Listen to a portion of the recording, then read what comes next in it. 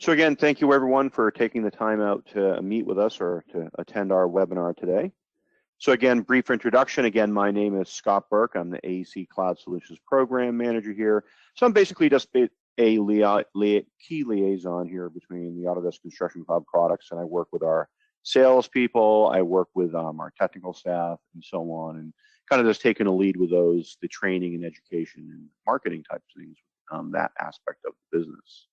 And we also have on the line here Vince. So why don't you go ahead and introduce yourself, Vince? Yeah, thanks, Scott. So similar to Scott, I am one of our team leads on the AEC side, and I support our construction solutions team. So all of the individuals that do the build implementations and scoping and helping out our sales team. So based out of Detroit. That's about it. I will be, I'm the technical person Lori mentioned that will be answering the Q&A. So please, if you guys have questions as Scott's presenting, load them up and I'll do my best to answer. Great. Yep. Yeah, thanks. It's great to have Vince to be able to do that so we can get those questions answered quickly and make sure we cover everyone's questions. All right. So brief introduction about IMAGINiT, of course. So IMAGINiT Technology is an Autodesk Platinum reseller partner, really.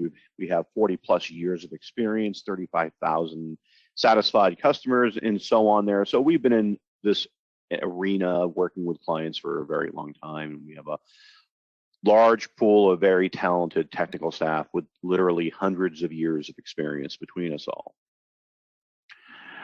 So again, we help engineering companies, design companies, find their problems, help create solutions, training, consulting, things like that. And again, we do everything from BIM management, consulting around all the Autodesk products, product lifecycle management, custom programming, software development. We sell Leica laser scanners and help with the facility reality capture side of things. We have a facilities management group that focuses on Archibus and facilities management programs. So we really do run the gambit, everything from the earliest side of design, through design, right through construction management and into facilities management. So IMAGINiT can support all those needs across all of those aspects of the AEC industry. So today's agenda here is first talking about some basic challenges facing the construction firms today, an overview of the Autodesk Construction Cloud, and an overview, of course, of Autodesk Build, which is Autodesk's key solution when it comes to the construction project management.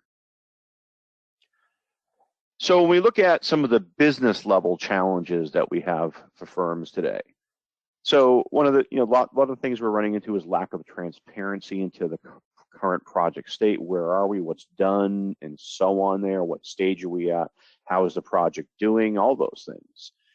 We have poor scope control, schedule control, cost management.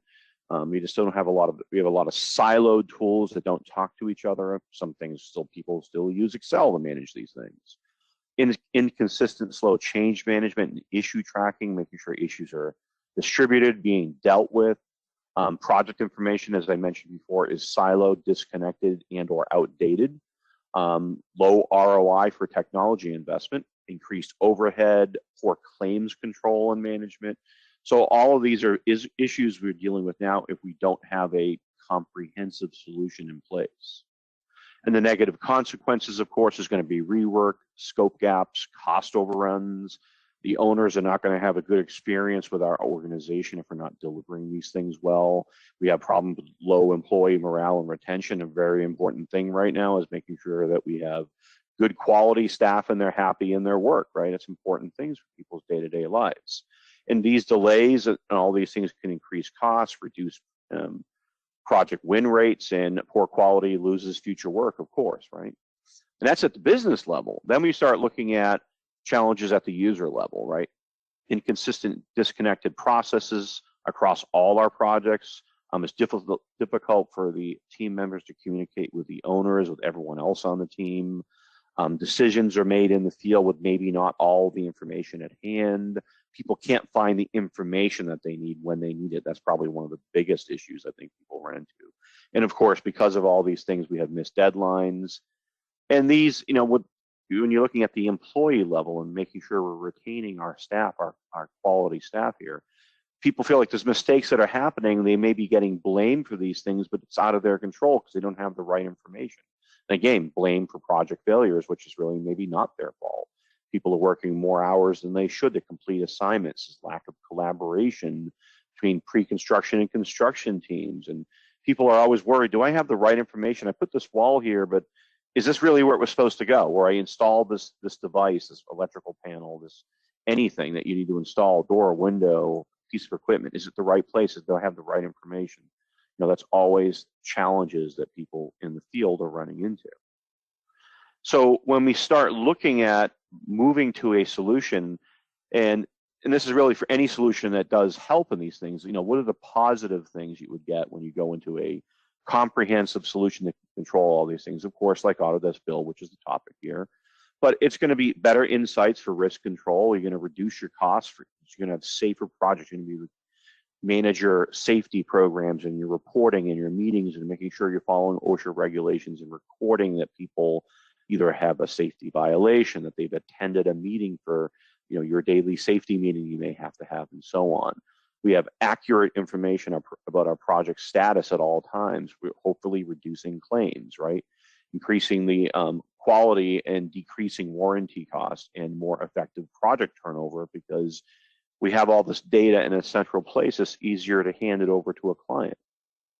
And again, because if we move to a solution like this, we're going to have higher, consistent, predictable projects, which leads to profitability, reduced exposure to litigation. I remember a joke someone said, oh, a construction project is just a controlled lawsuit. And I hate to say that, but sometimes it's true, right? And that really, using a tool where we have all the information and everything's tracked in one place, we have that paper trail. We know who did what and exactly when, and we have proof that things were either done correctly or not correctly, and so on. And again, if we're doing good work and producing buildings and producing our projects and delivering them on time, we're going to win more work with new and repeat customers. We're going to have better market reputation.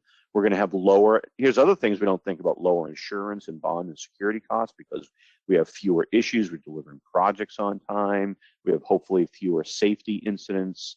And again, we're increasing our on-time completion when we're using tools like this. And again, at the user level, you know, when a firm moves to a tool like this, where everything's kind of gathered together and we have a very data-centric tool here, we can do more work with fewer tools. It's easier for them to find the information they need. You know, we can, again, alignment, transparency of the project documents between all the people. Everyone always has the latest copy of something. All our decisions are based on almost real-time data, right? Everyone has access to the right data at the right time. And again, we have tools in place to measure and improve our performance.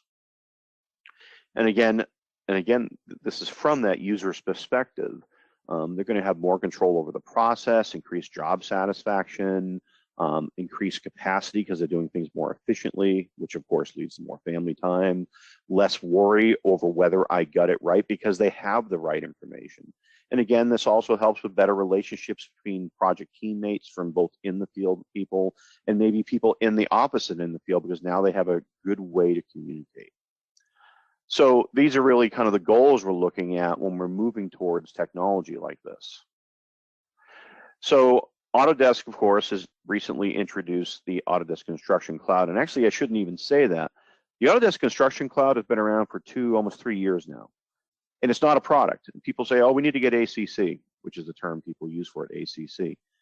The Construction Cloud is not a product. It's just a term that Autodesk used for all their cloud-based technology. When you look at BIM 360, which is their legacy older tool, that is still the Construction Cloud. So the Autodesk Construction Cloud is not a product. And I always like to emphasize that. It's basically a unified platform for AEC project delivery. So a little history here, Autodesk had their own tool called BIM 360 a few years ago, still a powerful tool. And they realized, hey, there are other tools out there that are doing some of the same things we've already developed here. They have a good market share. They have some good technology too. So instead of reinventing the wheel, they acquired companies like PlanGrid and Build Connected and Assemble System. And when they first got those things, they did build some meaningful integrations. There were plugins that could transfer data, through kind of like a tunnel between these different tools, right? But they weren't integrated into each other, but the data could be leveraged, but it had to be kind of transferred. So last year, about I think it was a February time frame that they released the unified platform, okay, within the Construction Cloud, where they basically created a brand new platform where they took BIM 360, they took PlanGrid, and they started integrating these into a single cohesive platform that houses all the data. And that's where we are now. So the Autodesk Construction Cloud, as I mentioned before, spans everything from the earliest design stage, so design authoring, design collaboration, the planning stage, model conditioning, model coordination, clash detection, quantification, bid management, qualification is all under planning. Autodesk has applications and cloud-based tools that fit all of these silos. We look at build here, project management, quality management, safety management, cost management, project closeout tools. And then Autodesk has other tools for facilities management, BIM 360 Ops and digital twin software that they're working on for facilities management and asset lifecycle. And all of this, though, is built on kind of a shared common data platform. So we have everything in one place. And because everything is in that one place, we have the insight, the predictive analysis and risk management. We can analyze all this data because we have all that in that singular location. So right now, this is the overview of the tools that are in what we're calling the unified platform. So under the Autodesk Construction Cloud, these are kind of some of the key tools right here. So what are already fully integrated now is, of course, Autodesk Docs, which is the document kind of management side. And I really want to say project document management. Then we have BIM Collaborate, which would be the next level up if you want to work with all the design data, that you're not a designer yourself, but you want to have access to the data. You go up to BIM Collaborate Pro. That's when you want to author and work completely in the cloud with your Revit models. Then from design, we move into planning, which would be Autodesk Takeoff, which is basically for quantification of either your 2D or 3D models, where you quantify everything and then you can feed it into your cost tools to get, to place bids, to get estimations for construction costs.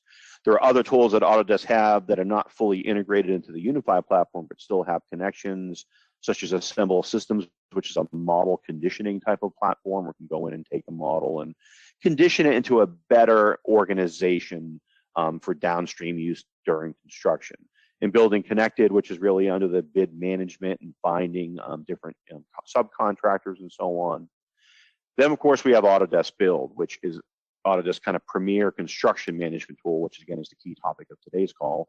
And also Autodesk Pipe, which is a submittal management tool that does have integrations into Build. And as I mentioned before, we have BIM 360 Ops for the facilities management, the work order management side of things.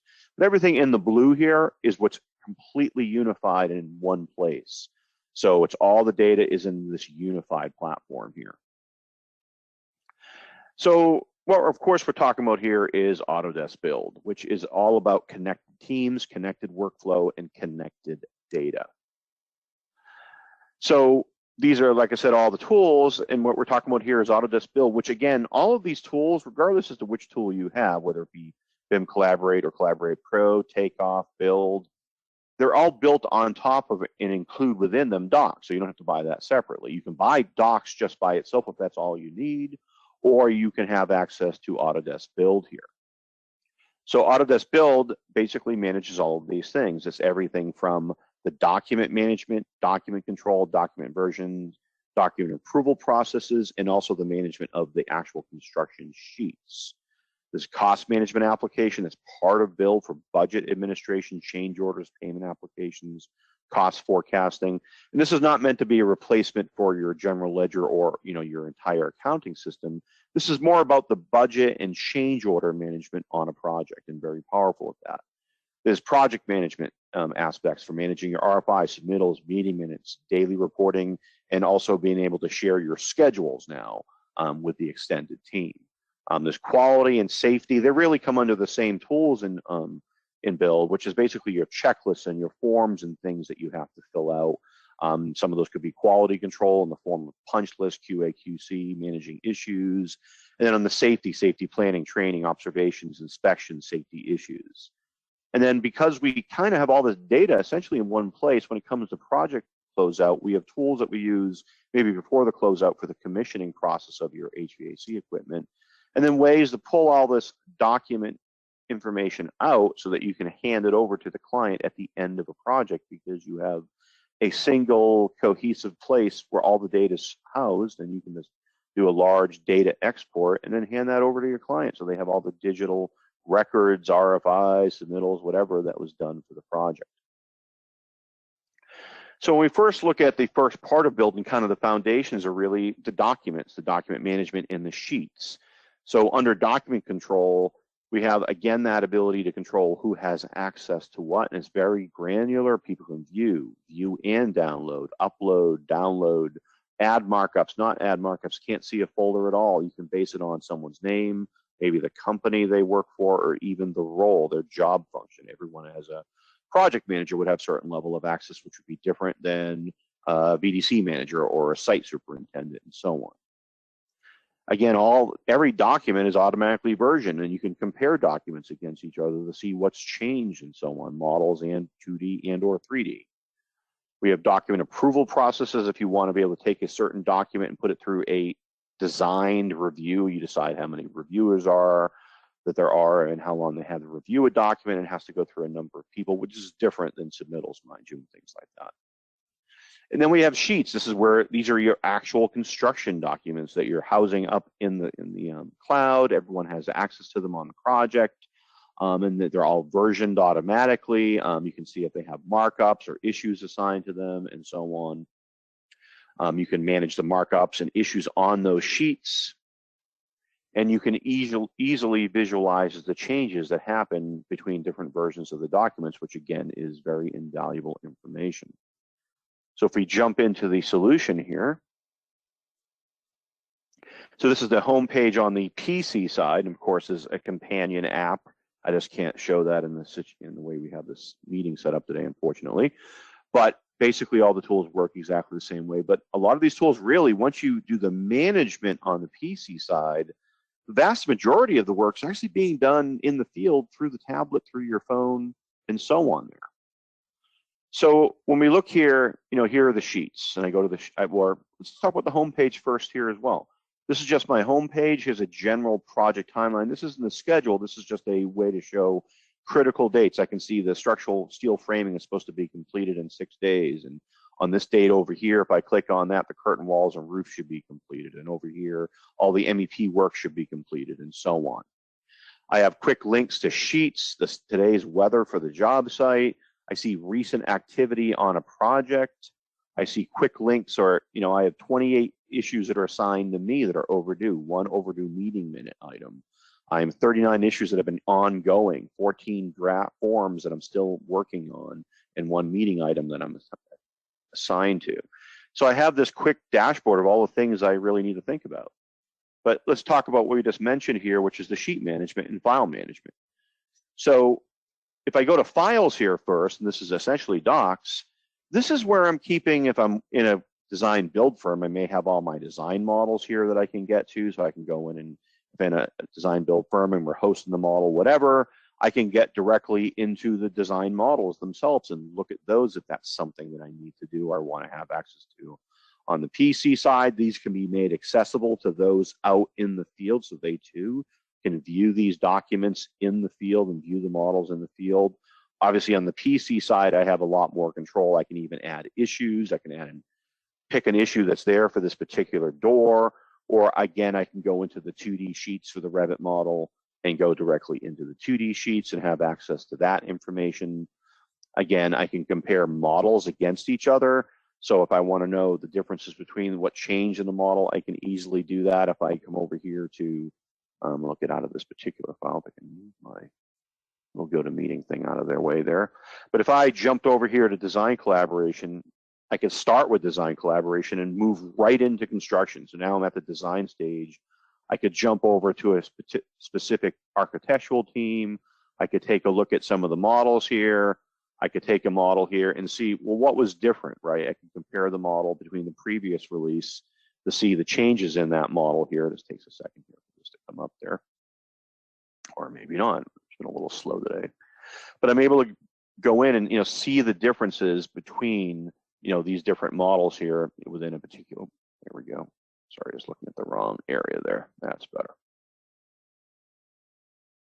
And I want to see the changes between these two different models here. And I'm able to very quickly visualize these changes on the 3D side of things here so that I can see what was modified, what was changed, and so on there. Again, it's sluggish today for some reason. There we go. So I can see what things were modified. I see 3 elements were deleted from the model right here. So I can see that these elements right here were either deleted or removed. These are added elements, what elements were modified. So I have access, at my fingertips to all this information throughout the design project right into build. I can compare different models against each other as well. I have all the kind of supporting documents here, right? So we're going to go ahead and we're going to have all my, shop drawing files, for instance. I might want to use my steel shop drawings and so on, and my stairs. So these are not the construction documents. These are shop drawings. They could be project spec documentation for concrete specs, or just the general specs for the project right here. And of course, I can open and read them right in this environment. I don't even need to own Word or a PDF viewer or anything like that. I can open Word files, Excel files, any of the Office files are directly viewable. I don't need the authoring system or information for that. I have different cut sheets here for different base mounted pumps and all the information for that. So this becomes that kind of central repository. And here's the key. I have all types of data here, but when I look at the cut sheets and I look at the permissions for these, this is the key. I can say which people, these are the users that have access to this folder. These companies have access to this folder. Maybe it's going to be only read-only access to this folder and so on. I can control that these firms here really should have view and download rights only. So any of these third outside companies, I want them to view and download the documents, but not upload anything, at least not at the moment, right? I could change that later. So this change their permissions instantly, and then now they have different access to the data. Now, when we look at the sheets, this is really what you're using to basically construct the building. And everything is versioned. This is the 3rd version of the sheet. I can filter this by when they were submitted. Oh, show me the primary construction drawings on April 1st. So we had 7 drawings. Then there was a big revision on April 19th, and then there were 13 files. And then there was another revision too, and now there's 16 files. And here are all the files in the different versions. So we have 3 versions of A1. We have 2 versions of A4. We have 1 version of A8. And again, I can go into the main document. I can do this on my tablet. I can do this through the PC. I now see all my issues, my markups on the sheet here that I've created.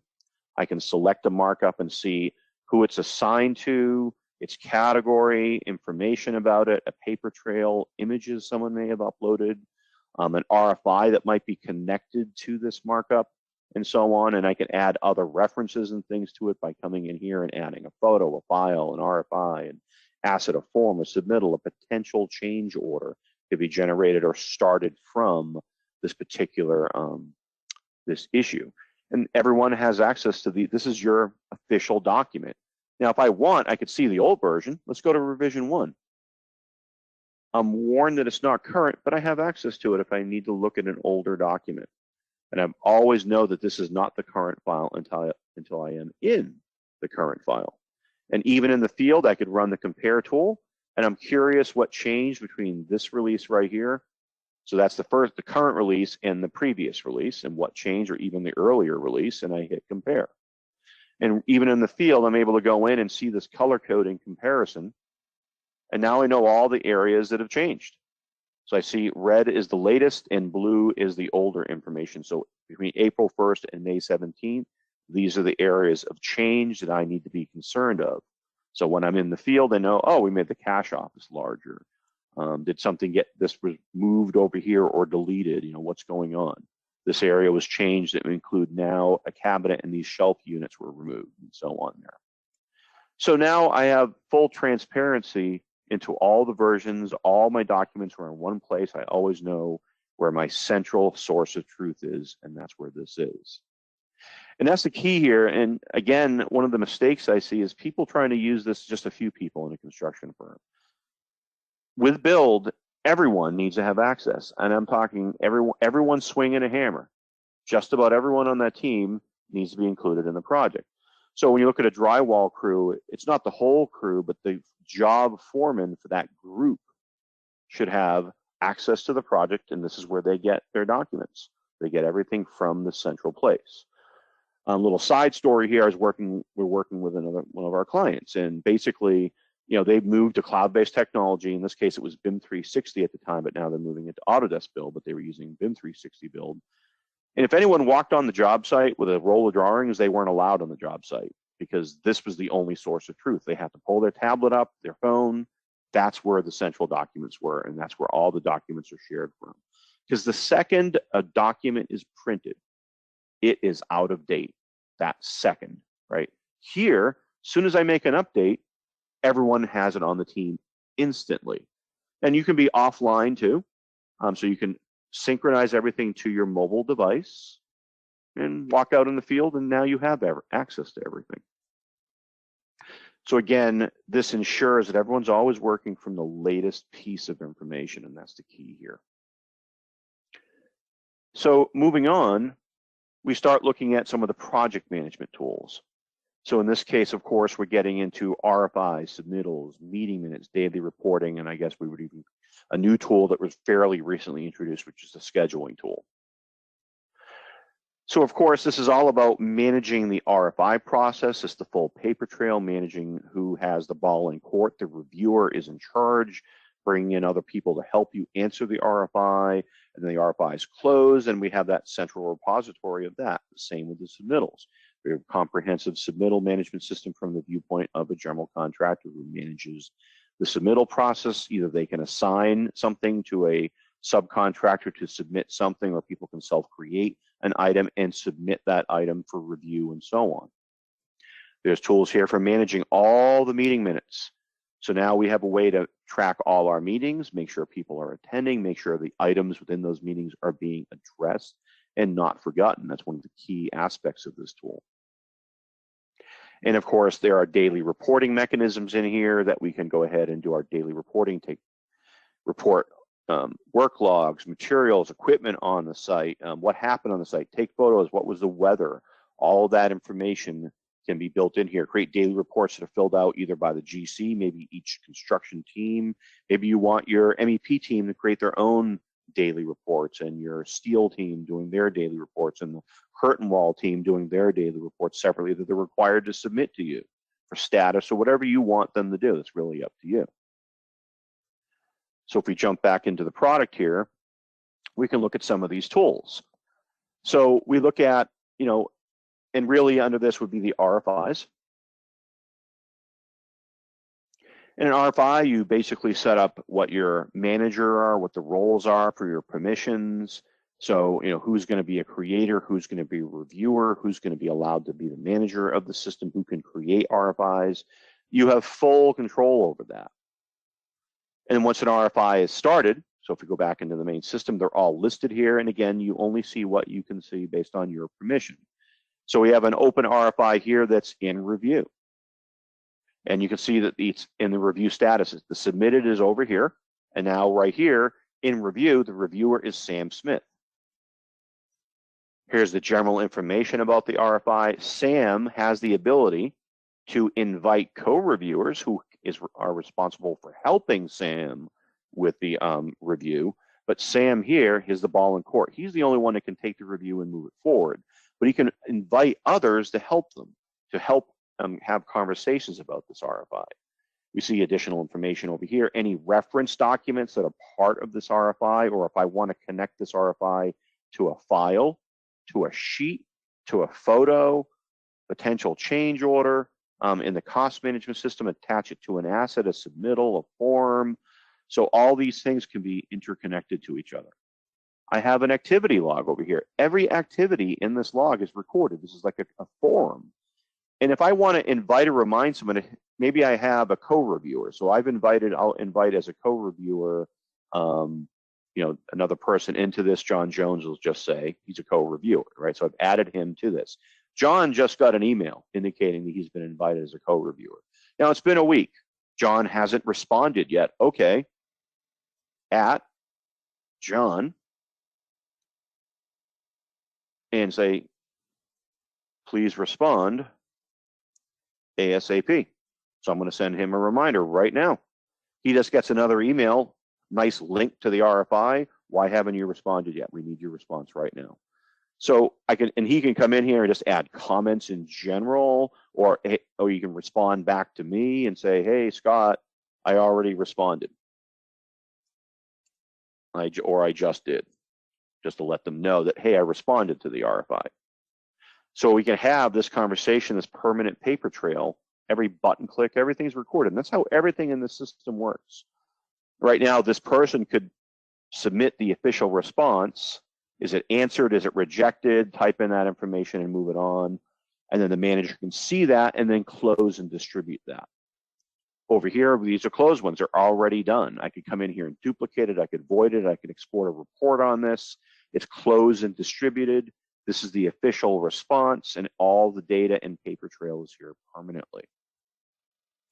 Same with submittals. So when we look at submittals here, again, we set up who's going to be under permission, the submittal manager, who are the people who are managing this process. Here are all the spec sections that we have in here. We have packages. We want to group different submittals together or just have them as individual items. We have different ones here that are closed and are available to others. We have one here that's open and in review. So you can see the stages here: submitted, submit for review. This is waiting for this person to review these documents. And what they can do is they can go into it, say this is the document here that's for review. They can go into this document and then start marking this document up, adding a stamp, an approved stamp on this right here is another revise and resubmit. So these are things that are built into the system where if I want, I can create a stamp or upload a stamp image. If I create a stamp, then it will give me different response types: approved, approved as noted, rejected. Then you could come in here and put in text. It's creating a stamp for you. You can choose the color of the stamp and you create a stamp and add it to the document. And then once you added it to the document and you save those markups, whatever, it actually creates a copy of it. So you have the original document and the marked up copy that becomes the document that you're going to submit as part of the submittal. Then once this is done, you hit the review, you include the documents that you wish to be part of the official review, and you select a response: approved, approved as noted, or revise and resubmit goes through a revision process and will automatically make it revision 1, revision 2, revision 3. It goes back to the originator to fill out the information. So we have a very controlled and organized system. And once again, this is where everyone needs to have access to the system. I hear someone argue, oh, my subcontractors or whoever won't use this technology. That's not an excuse. It's a requirement to work with you that they have to use this technology. And maybe 15 years ago, I might accept that phrase. My mother's 70 years old. She uses Facebook. She has no trouble using her tablet or her iPhone. There's no reason that anyone that works for you that does this type of work can't pull their phone up and use this. This tool is very simple to use on the tablet size. And that's another problem I see, is that firms aren't requiring this as part of the contractual agreements, and they're making sure that everyone needs to use the tool. And that way you have the most advantage when everyone's in here, because now we have full transparency. Moving on here again, we got into meeting minutes here. So this is where I can manage all my meetings, and I have all the follow-up meetings. I have a site work preparation meeting right here. So this is meeting number 1. So these are the meeting minutes. I have the items that we were talking about. This item here was closed. It was actually assigned to Joe Eichenseer. It was due on April 30th. This item is ongoing. This item is still open. This is another ongoing item. And this is a closed meeting minute right now. I can look at the invitees. These are all the individuals that attended the meeting. And then I could go, oh, let's go to meeting 2. This is meeting 2. Open items from the previous meeting are carried forward. So this was carried forward. These were carried forward, but these items were closed in this meeting. These are ongoing, meaning we discussed them, but they're still going to move forward. I go to meeting number 3. The ongoing items and open items move forward. So we finally close this meeting item, and then these items are open or brand new discussions. So as I go through the meetings, there's fewer open items. Now in this meeting here, this meeting hasn't yet happened yet. I look at the invitees. These are the people who are invited to the meeting. When the meeting is happening, I can mark them as attended.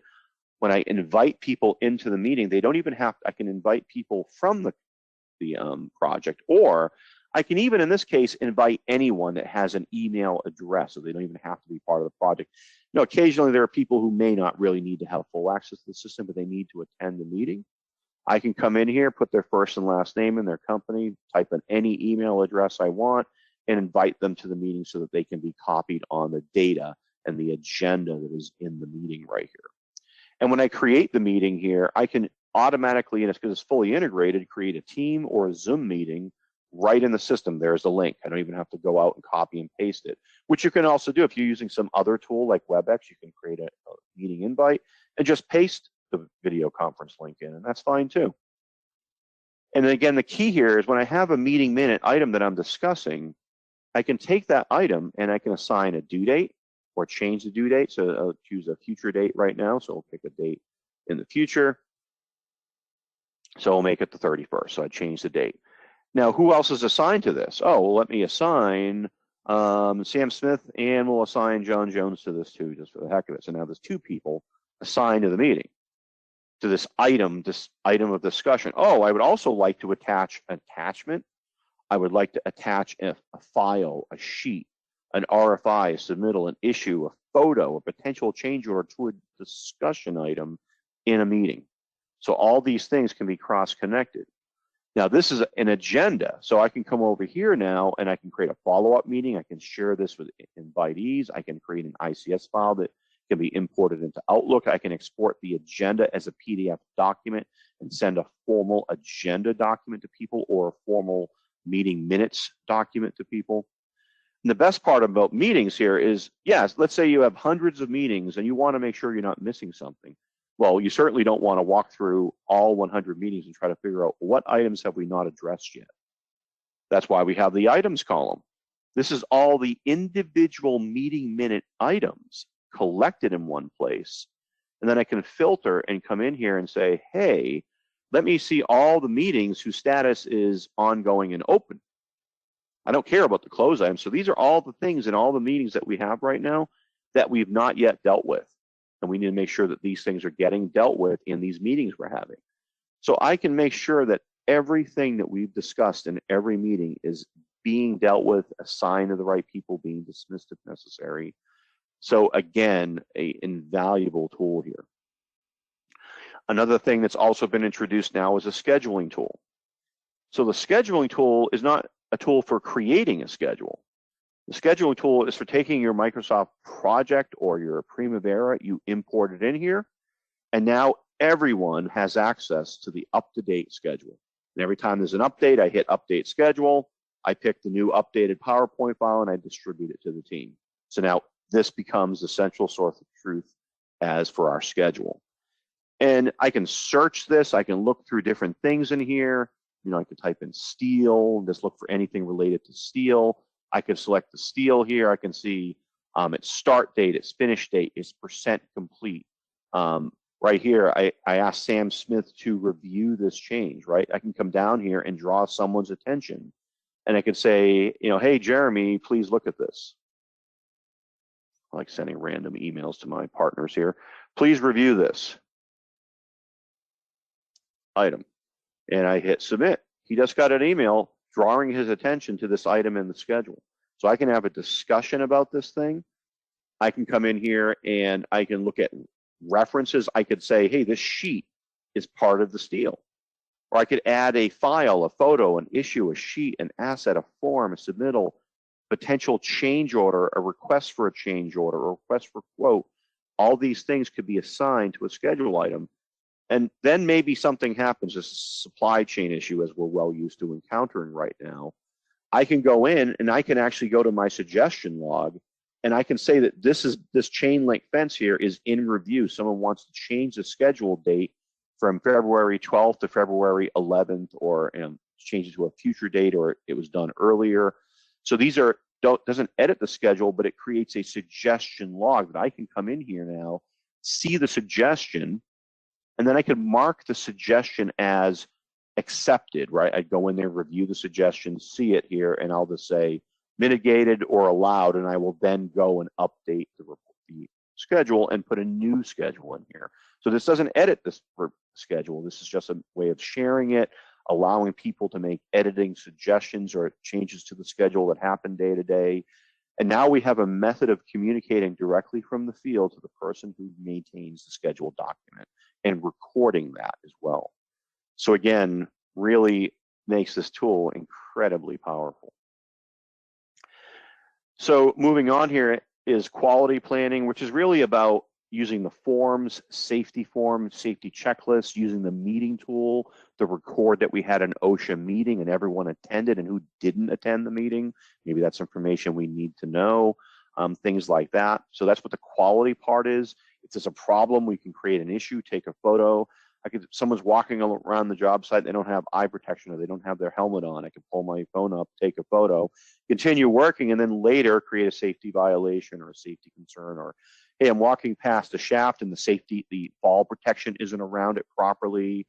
I take a photo of it, document that, make sure it gets done, and create issues and assign someone that task, right? Which would really be the issue management side of things.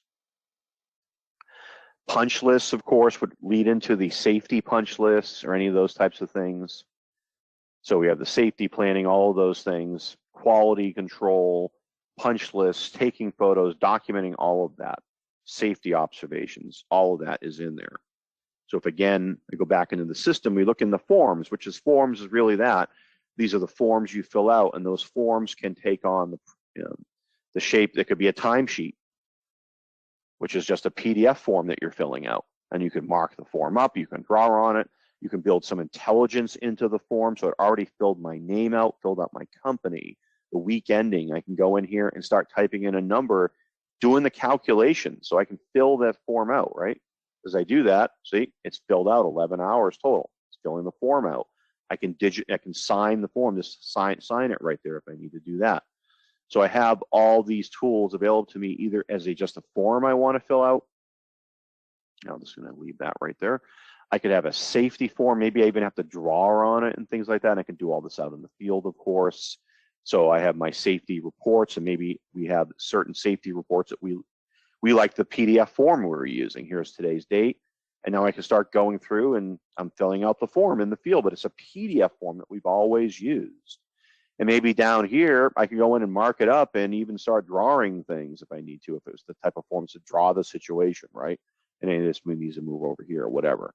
I could post a photo. I could hit right here, add an image, and I could add an image from my library and upload that image and place that image here, paste it from the iPad and so on if I'm in the iPad form and so on there. Or I can do other types of forms, which are really a series of questions, right? So I can look at, here are all the different forms I have basically available. So I can look at templates here and I could choose the different types of forms that I have. I might have different punch lists here that I can go in and I can fill out, those type of punch lists I can have. This is my communications one right here. And I'll basically, create a template from that. This is my create a new template from it over here. Over here on the forms, this is where I actually fill those forms out here, the different forms I have available to me. So I could go into my daily checklist here for a precast concrete. These are ones that are submitted. These are ones that are still in draft. And I'm answering my questions. And sometimes I may add a photo, an issue, a note to that section here. Or if I hit a minus there, it can automatically require that a issue is needed. So if I go back over here to my main form list here, let's see if I can find the right one there. So I have different forms here that when you put a negative answer in, like so, an issue is required. I require that if someone puts in no, they cannot submit the form until they've added an issue here and either attach it to an existing issue or create a brand new issue that is then assigned a category, a title. You assign the issue to a person, a company, or a role. So is it the VDC technician? Is it ABC structural? Is it the specific individual that needs to deal with this issue that I'm creating? So you build intelligence and conditional responses into your checklist, and you type in the questions. You can have multiple choice, yes, no, plus, minus. And when you're in, you can add the signature, and obviously you're doing this on the tablet with your iPad, but I can now sign off on this and so on there. Hard to do with my mouse and save that.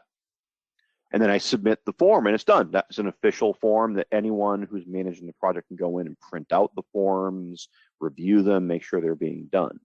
These could be safety checklists, punch lists, any type of form or checklist you need to fill out. This could be this is the daily reporting tool, as I mentioned. So you have your daily reporting that you look at your daily report forms right here. Here's one that's in draft. So here's the weather today for that particular day it was created on. I can add my work log in here, the crew. So it's my concrete crew, and there were 5 workers, and they worked a total of 40 hours, and the work performed added forms.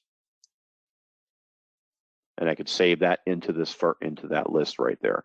What materials were on site, quantity, unit, comments there, equipment. I could sign off on this, general notes about what happened today. So again, these become your daily reports that can be for different teams, different groups, completely up to you. So again, very powerful tool for managing those aspects of the process here. And also, as I mentioned before, this connected cost management for basically budget creation and contract administration, change order management, cost forecasting, payment application, digital signature is built into that. Some of them are supported. Again, this is where you're going to import your budgets and leverage your budget templates so you can pre-create these things. So you have standards that get created for each project. Create your contracts and modify them as needed, making sure that any changes that are happening, they be accounted for within the project budget.